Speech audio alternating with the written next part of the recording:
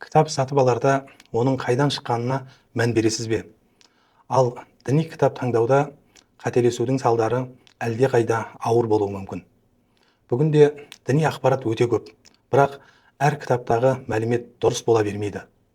Сондықтан діни әдебиеттерді таңдауда сақ болған жөн.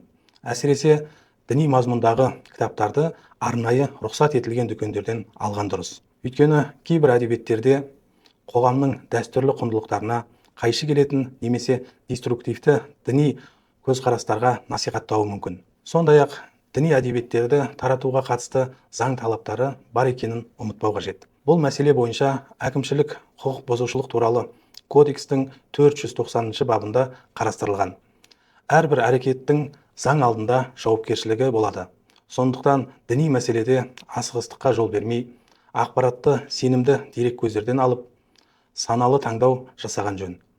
Бұл өз қауіпсіздігімізді сақтаудың, қоғамдағы татулық пен тұрақтылықты нығайтудың маңызды жолы.